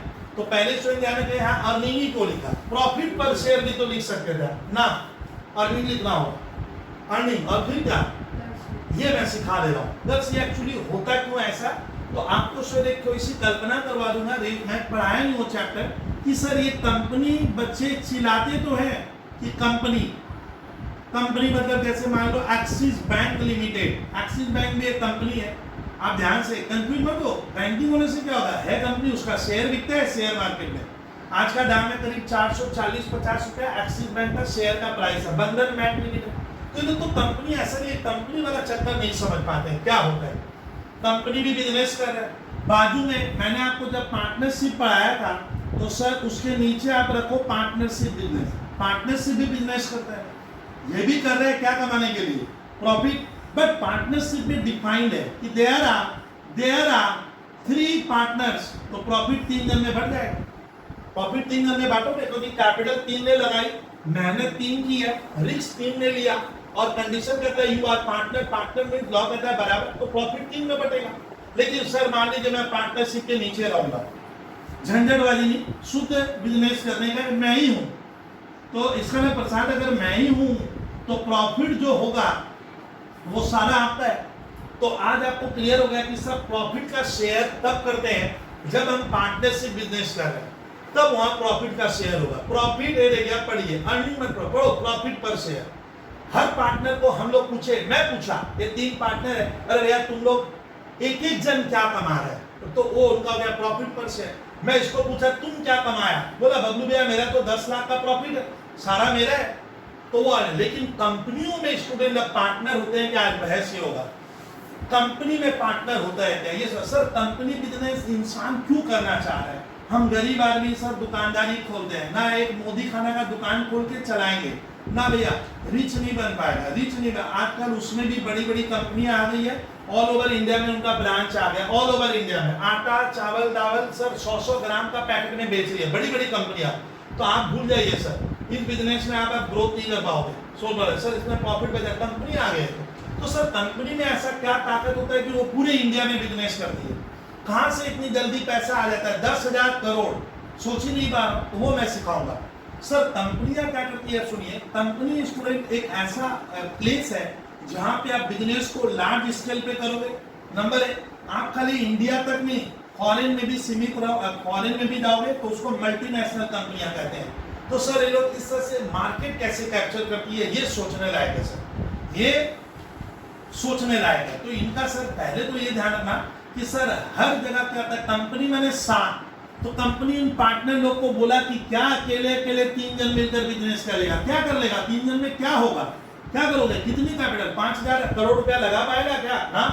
तो तुम लोग क्या पार्टनरशिप में रखा है, क्या इसमें रखा है, आप एक काम करो कि आप अपना कैपिटल मुझे दो, मैंने रिसोर्स आपका, ब्रेन मैं लगाऊंगा। कंपनी जो बनाता है आप जानते हो उसको प्रोमोटर कहते हैं, एंटरप्रेन्योर कहेंगे। तो प्रोमोटर बोला कि भैया तुम लोग ये सब काम करके क्या कर लेगा, 5 लाख 10 लाख, कैपिटल तुम लगाना, व्यवस्था मैं चलाऊंगा, बस यहाँ पे अंतर आ गया। यानी ये जो मैनेजमेंट है सर, इसमें आपको यहाँ पे पार्टनर लोग आपस में लड़ेंगे, मरेंगे, मीटिंग करेंगे, जाएंगे आएंगे, बहुत कुछ होगा। लेकिन कंपनी में जो व्यक्ति कंपनी बनाता है उसकी पहली कंडीशन है, पैसा तेरा, करिश्मा मेरा, ब्रेन एप्लीकेशन, मैं जब एप्लीकेशन और ब्रेन मेरा होगा।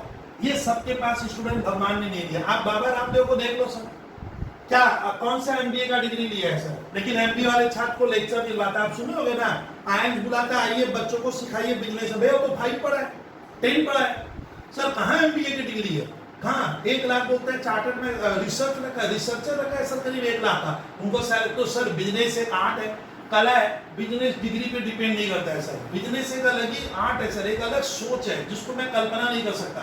तो स्टार्ट करता हूँ सर। ये व्यक्ति है जिसको ये मालूम है कि इंडिया में सर इस तरह का प्रोमोटर का कमी है, स्किल्ड पर्सन की बहुत कमी है, बहुत कमी है। तो ये स्किल्ड पर्सन क्या कर रहा है सर, इस व्यक्ति को इसको लालच दे रहा है कि देख व्यवस्था मैं चलाऊंगा, व्यवस्था मेरी, पैसा तेरा, अब आ जा। और रोक टोक नहीं करेगा आकर। रोक टोक मेरे कंपनी में क्या होगा, परचेज कहां से होगा, सेल कहां से होगा, किसको मैं रखूंगा, किसको कितना सैलरी दूंगा, ना दखल अंदाजी नहीं चलेगी, सारा फैसला मेरा होगा। जैसे रतन टाटा आप सुनोगे, किसी जमाने में मैनेजिंग डायरेक्टर है अपनी का, कितना सर कहाँ चला। अब आप सोच के देखिए सर, मैं आगे दे तो ये क्या हो गया सर, ये जो कंपनी का ये व्यक्ति है इसका एक ही शर्त है, कंपनी मैं बनाऊंगा, कंपनी फॉर्मेशन करना है, कांट है, इसके लिए मार्केट में गुडविल होनी बहुत क्या है जरूरी होती है। गुडविल और पैसे का ताकत चाहिए सर, सीधी बात समझ लीजिए। तो मान लेता हूँ सर ये एक व्यक्ति सोचा मैं कंपनी अर्निंग पर शेयर पढ़ा रहा हूँ, मैं कंपनी बनाऊंगा, कंपनी बने साथ आ जा, मेरे साथ आ, मेरे साथ आ, मेरे साथ आ। और वो जो सोल प्रोप्राइटर था जो दुकानदारी कर रहा, बोला तुम भी आ जा, खाली पैसा फेंक, मैं तेरे को उससे ज्यादा कमा कर दूंगा। क्या रखा है बिजनेस में, कितना कमाएगा, बात तो सही है। तब सवाल बनता है रिक्शा वाला क्या बोलता है, सर मैं भी आऊँ। हाँ, ये कंपनी का मजा है। कंपनी क्या करता है, हर व्यक्ति को मौका देता है। इससे हमारे लॉ क्या करता है, इसमें कंपनी के ऊपर प्रायोरिटी ज्यादा है। लॉ कहता है इसमें रिक्शा वाला भी पैसा लगाकर अमीर सर करोड़पति बन सकता है, बस वो टैलेंट चाहिए। और अभी कुछ बच्चे आप देखे हो सर कंपनी बनाकर कहाँ चले गए सर, आप देख लीजिए। तो स्टार्ट करता हूँ सर, ये व्यक्ति कंपनी बनाएगा। तो सर ये अर्निंग पर शेयर का चक्कर बताओ, सुनिए।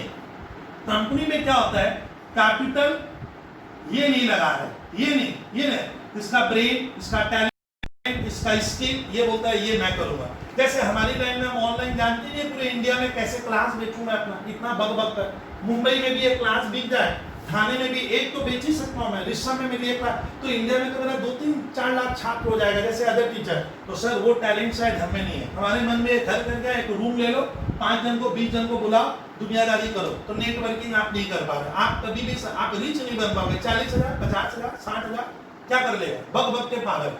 तो स्टूडेंट आज का जमाना मॉडर्न वर्ल्ड ये मौका देता है, पूरा इंडिया में पूरे वर्ल्ड में आप आ सकते हो सर। अभी हमारे सीए के छात्र वही करते हैं सर, पूरे इंडिया में क्लास बेचते हैं, पूरे इंडिया में ओपन मार्केट।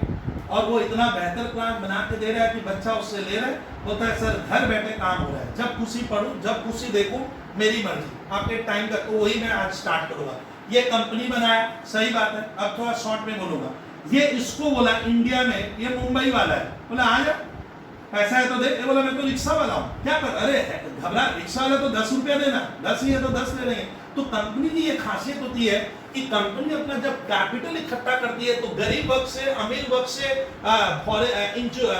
इंस्टीट्यूशनल इन्वेस्टर से, फॉरेन इंस्टीट्यूशन से, सबसे पैसा लेती है। अब तेरी जितनी समर्थ है तुम दे सकता है। यहाँ ना कुछ नहीं होती है कि 10 रुपया है तो तुम गिरा हुआ रिक्शा वाला क्या होगा, जा ना 10 ले लेगी।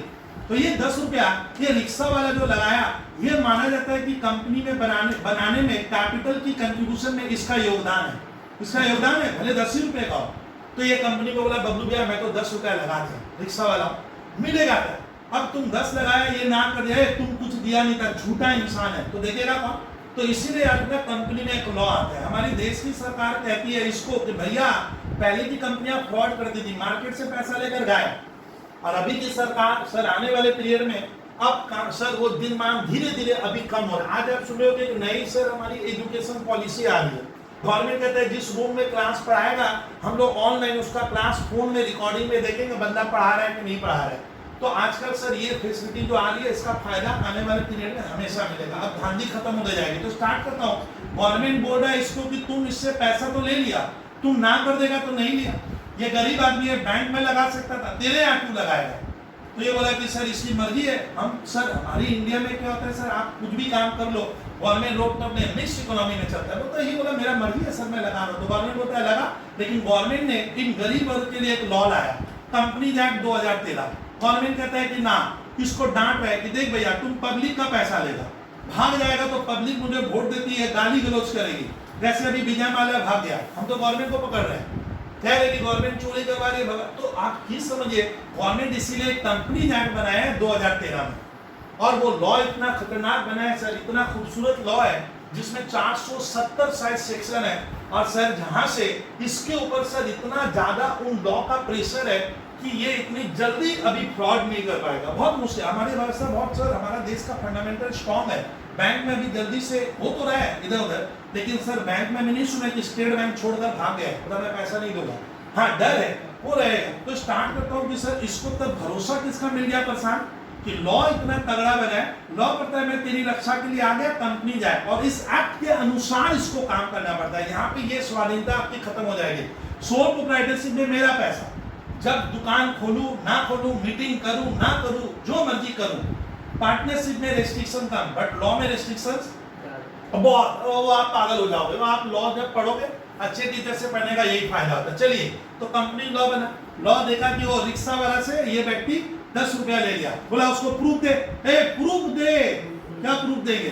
तो ध्यान रखना, कंपनी जब भी अपने इस व्यक्ति को कुछ प्रमाण देगी कि 10 रुपए का कैपिटल तुम लगाए, रिक्शा वाला दादा प्रमाण पत्र कुछ दो, मैं पैसा लगाया, कैसे होगा? तो कंपनी क्या करती है स्टूडेंट, इस कैपिटल के बदले उसको हक देगी। हक को कहते हैं क्या? शेयर। शेयर देंगे, शेयर ये देना पड़ता है। ये फिजिकल 1 2 3 4 शेयर ऐसे चलता है। चलिए सर आगे बढ़ते हैं, छोड़िए। तो ये लगा, ये एक अमीर व्यक्ति आ गया, बोला क्या दुकानदारी में रखा है, मैं 1 लाख रुपया इस कंपनी में मैं लगाना चाहता हूँ, लगाओ। डॉक्टर बोला लगा 1 लाख रुपया, तो इसको थोड़ा शेयर या हिस्सेदारी क्या होगी, ज्यादा मिलेगी। इसका मतलब क्या हो गया, इसका कैपिटल कितना लगा, इसका तो 10 और इसका 1 लाख, तो 1 लाख वाला डागर तक क्या किया होगा, इसको शेयर्स क्या मिले, ज्यादा मिलेंगे। तो सर शेयर का एक रेट रख दो, बढ़िया होता है। तो कंपनी ने पॉलिसी बनाया कि हम अपने कैपिटल को जो ले रहे हैं 1 लाख 10 रुपया, कोई 50, कोई 100, कोई 5000, कोई 5 करोड़, मैं सबको शेयर दे दूंगा, जिससे विरोधाभास करता है। शेयर कैसे देंगे? मैंने दोस्तों से कहा, कंपनी का डायरेक्टर कहा कि देखो मेरा एक शेयर 10 रुपए के बराबर है। रिक्शा वाला को मैंने बुलाया, बोला तुम एक शेयर ले ले। अब कंपनी का डायरेक्टर क्या करेगा, कंपनी का सील लगाएगा, उसमें डायरेक्टर साइन करके लिख देगा you are the owner of 1 share of ₹10 बस हो गया। इसका प्रूफ हो गया कि तुम 10 रुपए के तब मालिक हो। आपने ये बोलता है सर मैं एक शेयर तो हरगिज नहीं लूंगा, प्रशांत जी एक शेयर क्यों नहीं ले रहे? हाँ 1 लाख लगाया, बोला सर मेरा कैपिटल ज्यादा, तो 10 से डिवाइड करेंगे, डागा तब इसको क्या होगा, 10,000 क्या होगा शेयर। ये क्या 200 से क्या कहेगा, इस कंपनी में, कंपनी का मेरे पास 10,000 शेयर है। जैसे आज मेरे पास रिलायंस का मान ले 15-20 शेयर है, तो वो बहुत कम है, एकदम नेग्लिजिबल, करोड़ों शेयर होते हैं। तो अब आता है कि सर शेयर जिसके पास ज्यादा होगा वो कंपनी का व्यवस्था वो चलाएगा। तो इसको टेंशन है कि मेरे जो शेयर अगर इनको ज्यादा दूंगा तो सर कैपिटल इनका ज्यादा है, तो मेरा तो तख्ता पलट हो जाएगा।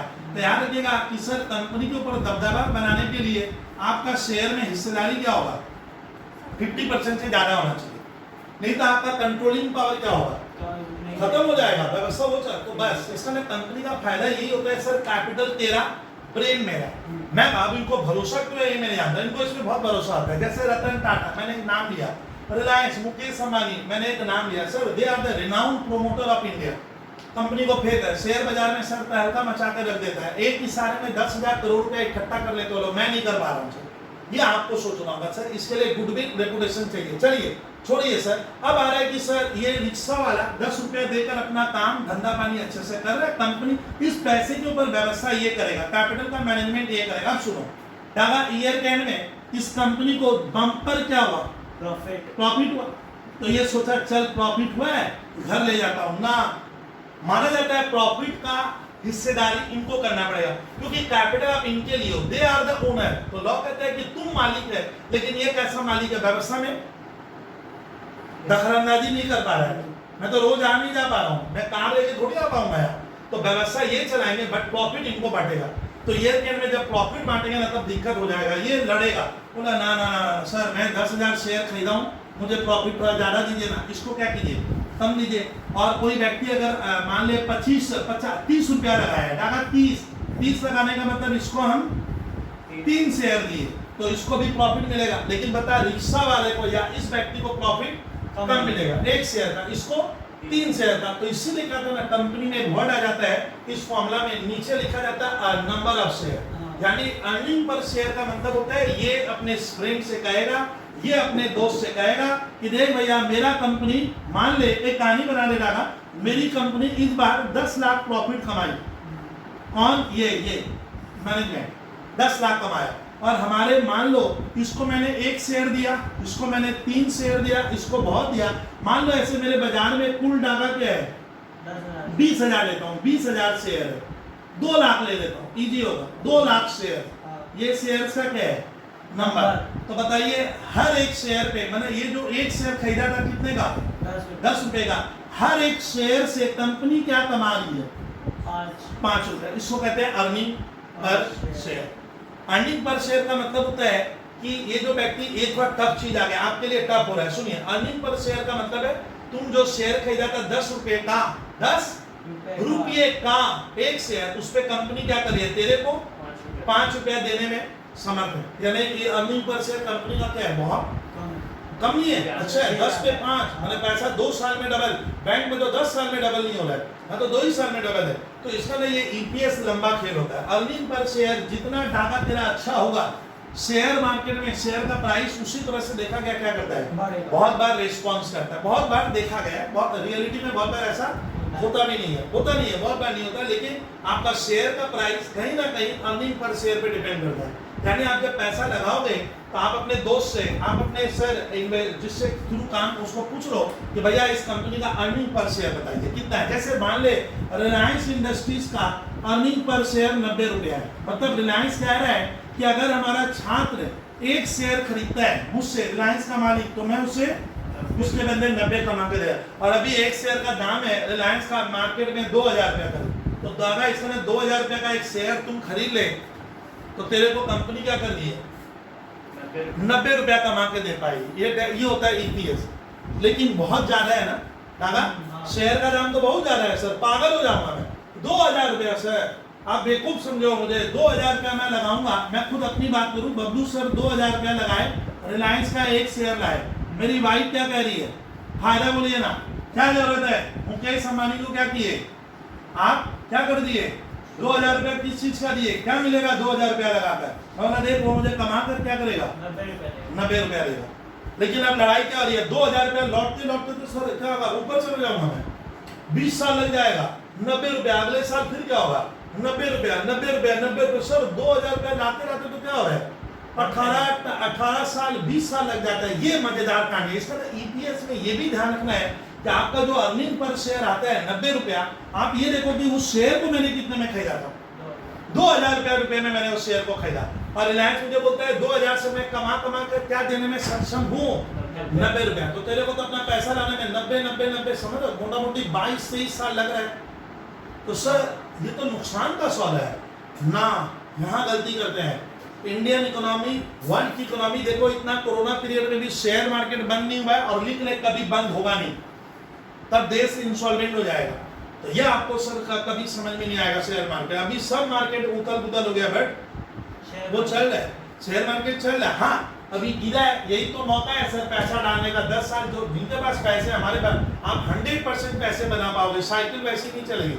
आप 8 साल दीजिए सर, कहाँ चले जाओगे भरोसा नहीं, लेकिन हिम्मत नहीं करती है, पैसे भी नहीं है गरीब वर्ग के पास। एक कहानी बोला तो डाका 90 रुपया कमा कर 2000 रुपया, सर 20-25 साल लग जाएगा, तो यहाँ ही गलती हो जाती है। प्राइस अर्निंग इसको मतलब होता है, तब जाकर मैंने पढ़ाया कि अर्निंग पर शेयर का मतलब होता है कि मेरी कंपनी कितना प्रॉफिट कमाई, वो प्रॉफिट मेरा नहीं है, मैं तो 1 शेयर खरीदा हूँ, ये 3 शेयर, ये 100 शेयर, ये 1000 शेयर, तो सब में बटेगा। इससे कंपनियों में एक नियम होता है कि कंपनी अपने प्रॉफिट को, किसी को ज्यादा मिलेगा किसी को कम मिलेगा, तो कंपनी अपने प्रॉफिट को अर्निंग पर शेयर में कन्वर्ट कर देती है। किसमें अर्निंग पर शेयर। अब आता है अर्निंग पर शेयर को कन्वर्सन करना, मैं बहुत कम लिया हूँ, मैं जब इश्यू ऑफ शेयर पढ़ाऊंगा तो 2 घंटा चलेगा ये वाला बैच, शुरू वाला क्लास, अब आप एकदम कंपनी क्लियर कर पाओगे कि क्या होता है वहां पे। चलिए डाटा अर्निंग पर शेयर का फॉर्मूला होता है कि उस कंपनी का पहले क्या करो आप, नेट प्रॉफिट भी कौन सा, after tax and preference after tax है। बहुत मजेदार कहानी है, मतलब प्रॉफिट में जब हिस्सा मिलेगा उस व्यक्ति को, इस व्यक्ति को, तो सब चलेगा, ये हिस्सा दे, 10 रुपया लगाया था, रिक्शा वाला कह रहा है, तो कंपनी का डायरेक्टर क्या कर रहा है, जेल भेजेगा क्या, पहले प्रॉफिट से क्या करूंगा मैं, टैक्स देना पड़ेगा। तो फर्स्ट सारा खर्चा पानी डिडक्ट करके आप सरकार के लिए टैक्स की व्यवस्था कर लेना। टैक्स का रेट एवरी फाइनेंशियल ईयर आता है, दे दी। लेकिन एक कहानी सुनना होगा कि एक मजेदार कहानी है इस चैप्टर में कि कंपनी का जब प्रॉफिट आप बांट रहे हो इन लोगों के बीच में, कंपनी का क्या हो रहा है, प्रॉफिट हम बांटेंगे तो प्रॉफिट में से पहले आप सेंट्रल गवर्नमेंट को, या गवर्नमेंट कहना ठीक रह रहा है, आपको क्या देने का, टैक्स दिए।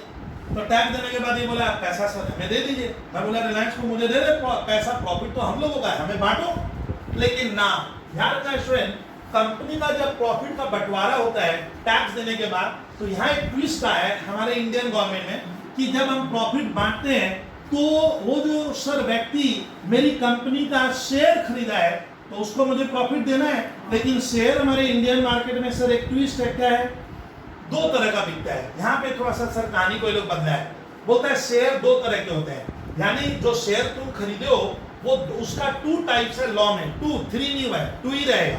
तो आपको ये जानना होगा कि सर जब मैं प्रॉफिट में पैसा मांगने चला गया, डायरेक्टर को बोला प्रॉफिट दे, मैंने लगाया था पैसा, तो डायरेक्टर बोलता तुम कौन सा शेयर खरीदा था, उस शेयर का मुझे क्या कर, नेचर बता, वो किस क्या, हाँ नेचर का शेयर है। तो शेयर दो नेचर के बिकते हैं, एक को कहते हैं प्रेफरेंस शेयर, क्या कहा जाता है, ये नाम है सर, इसका नाम रखा गया है क्या।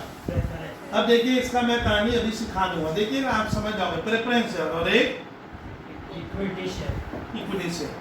तो सर ये नाम ऐसा क्यों आया, ये क्या है, ये बहस का विषय है, इशू ऑफ शेयर या कंपनी में पढ़ लेंगे। आपको ध्यान रखना है इंडियन मार्केट में सर लॉ कहता है, कंपनी जब कहता है दो तरह का शेयर होगा, इसका सेक्शन होता है, आप दो तरह के शेयर बेचोगे, एक का नाम होगा इक्विटी, आपको ये चिल्ला कर बताना है ये इक्विटी शेयर है, ये प्रेफ शेयर है, देखा तुमको कौन सा चाहिए। तो यार देखिएगा अगर कोई प्रेफ शेयर खरीदता है तो कंपनी जब कहता है सर, नियम कहता है जो प्रेफ शेयर खरीदेगा उसको प्रॉफिट में बंटवारा हमें पहले देना पड़ता है। तो जब ये दोनों व्यक्ति आ गया रिलायंस के पास, डायरेक्टर के पास, प्रोमोटर के पास, मैंने एक प्रॉफिट दे, तो मैं बोलूँगा मैं बता कौन सा शेयर खरीदा, कह रहा सर मेरा तो प्रेफरेंस शेयर है। तो पहले आपको प्रेफ शेयर वाले को प्रॉफिट में हिस्सा देना पड़ता है, फिर बचा हुआ जो भी होगा, बचा नहीं बचा सब इनको मिलेगा, सब पूरा इनको। तो अगर आप सोचे तो जानवी ये मदर की तरह हो गया, कैसे सर, जैसे मदर जब खाना बनता है तो पहले घर के बच्चों को पहले देगी, फिर बचा हुआ एक दिन 2 ही रोटी बचा, एक बचा तो माँ एक में ही काम चला लेती है। तो इसमें क्या होता है, पहले आप इनका क्या कर रहे हो सर, हेल्प करते हो, मेरे प्रॉफिट में हिस्सा दोगे, फिर अपने लिए रखते हो। तो ये थोड़ा सोचने लायक है, इनको देने के बाद ही प्रॉफिट खत्म हो गया तो इस साल इन्हें कुछ नहीं मिलेगा, एकदम ध्यान रखना। तो इनके ऊपर रिस्क भी होता है, इसीलिए इक्विटी शेयर थोड़ा सा रिस्क ज्यादा होता है प्रेफ की तुलना में, क्योंकि मिलेगा नहीं मिलेगा उनका भविष्य सिक्योर नहीं है। तो अब इसमें से क्या करेंगे, जो प्रेफ शेयर खरीदा है उसको पहले प्रॉफिट में हिस्सा देंगे, तो वो जो दिए वो घटाना पड़ता है, उसको नाम रखा है प्रॉफिट नहीं, देने को क्या कहते हैं प्रसान, प्रेफरेंस डिविडेंड नाम रखा है सर, मैंने नहीं रखा है, ये एक अलग टाइप का वर्ड है, बच्चे कंफ्यूज होंगे, अगले क्लास में ले लूंगा।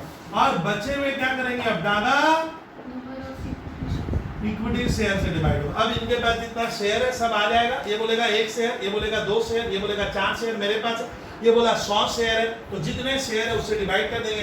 तो पर शेयर के पीछे मैं क्या कमा रहा हूं उनको मैं क्लियर कट क्या कर दिया, बता दिया। और शेयर मार्केट में भी उस तरह का क्या होगा, रिस्पॉन्स हाँ रहेगा। उसको अपने क्या कहते हैं, अर्निंग पर शेयर। तो अर्निंग पर शेयर में ये जो चक्कर है डागा समझ गया। प्रेफरेंस डिविडेंड क्या होता है, प्रॉफिट में हिस्सा दिया जा रहा है, किसे, प्रेफरेंस शेयर होल्डर, हाँ जो ये लोग इस तरह का, ये शेयर क्या है इसका कहानी, इसमें 20-25 डिफरेंस है दोनों के बीच में कॉमर्स में, ये समझ में ना बच्चे रखते हैं ना, नहीं चलेगा, तब तुम इशू ऑफ शेयर अच्छा नहीं बना पाएगा, बस आप देख लो एक बार। तो सर इक्विटी शेयर एकदम लास्ट में लेता है, नहीं बचेगा तो कुछ नहीं मिलेगा, नहीं बचेगा तो कुछ, हाँ जीरो होगा इनको, बट इनको हमें पहले देना पड़ता है। तो इससे इनका नाम भी है प्रेफरेंस, मैंने पहले मैं भागीदारी दूंगा। तो ये स्टूडेंट अर्निंग पर शेयर को आज मैं अगले दिन इतना बका नहीं था, समझाया नहीं था, ये मोटा मोटी एक आइडिया दिया हूँ, अब लर्न आपको करना होगा। अब ये अर्निंग पर शेयर जो आता है ये जितना ज्यादा आएगा उतने इस कंपनी के लिए क्या है, अच्छी बात है, अच्छी बात माना जा रहा है। सर मैं नहीं समझा, अब 3 मिनट या 4 मिनट का ही क्लास रहेगा, इन लोगों पे अभी नहीं समझेगा। अब सुनिए मजेदार कहानी इसमें यह आती है कि मैं आपको देखो लाइफ का कुछ नियम बता रहा हूँ, जो हम लोग धोखा खाएं आप लोग मत खाइएगा। देखिए होता क्या है, अब अर्निंग पर शेयर का मतलब है, मान लो स्टूडेंट एक कंपनी है, इसको थोड़ा अच्छे से दिखा, मान लो इसमें एक कंपनी है जिन लोगों ने बाजार में क्या किया है, पब्लिक को क्या किया है, वो जो कंपनी बनाने वाला प्रोमोटर है वो शेयर बेचा है, बोला देख भैया पैसा तेरा, ब्रेन मेरा, इस पार्ट को हम क्या कहते हैं, बोलिए management management, board of directors कहा जाता है। जो इसमें टीम होती है, ये व्यवस्था चलाएंगे, पैसा तुम लोग लगा। अब इनको इस पे भरोसा है, ये लोग पैसा लगाएगा, सीधी बात। तो पैसा कौन लगा रही है? पब्लिक। अब डायरेक्टर मान लीजिए ए है हमारा, ये हमारा सर बी है, ये हमारा सर कौन है? सी है। ऐसे अब मैं आप समझ गए कि सर क्या कहना चाहता है, डी है, फिर मेरा ई है। ये सारा पूरे इंडिया से क्या हुआ डागा? सब पैसा लगाया है कंपनी के भीतर, सब लगाकर अपने अपने काम में व्यस्त है। किसी को यहाँ आने की क्या नहीं है, व्यवस्था मैं चला रहा हूँ, तुम लोग को प्रॉफिट में हिस्सा देंगे। लेकिन सवाल बनता है, हाँ हम लोग का लड़ाई जो मैं सिखा रहा था कि मान ले इस कंपनी ने आपको एक ऑर्डिनरी, इसको एक शेयर बेचा, एक नंबर होता है सर, इसको भी एक, इसको भी एक, इसको भी एक, इसे एक, इसे एक, इसे एक, इसे एक, इसे एक। तो इस कंपनी ने 1 2 3 4 5 6 7 8 9 एक और लेते थे, तो कंपनी ने टोटल 10 शेयर बेचे। मुझे इस कंपनी का मालिक मुझे बोला, बबलू सर मैं 10 शेयर इंडिया में क्या किया हूँ, बेचा हूँ अपनी कंपनी का, और इन शेयरों के बदले इनसे मैंने क्या कर दिया, पैसा ले लिया। कितना लिए? एक शेयर मेरा 10 रुपए का, ये दाम हम तय करते हैं, इसमें मत घबराइए। एक शेयर 10, तो ये भी 10, ये भी 10, ये भी 10, ये भी 10, 10 व्यक्ति 10 दिए, तो 10 शेयर का इसके पास क्या हुआ? 100 ये 100 कंपनी का क्या है? कैपिटल है। एक की ना सबकी, इसको शेयर कैपिटल कहते हैं। अब बता, डायरेक्टर तक मोटी बात करूं, इनको भूल जाऊं, तो हम लोग कैपिटल क्या किए? 100 रुपए का लगाए। अब मैंने बिजनेस किया, अपना ब्रेन लगाया कि भाई आप पैसा कमाना होगा।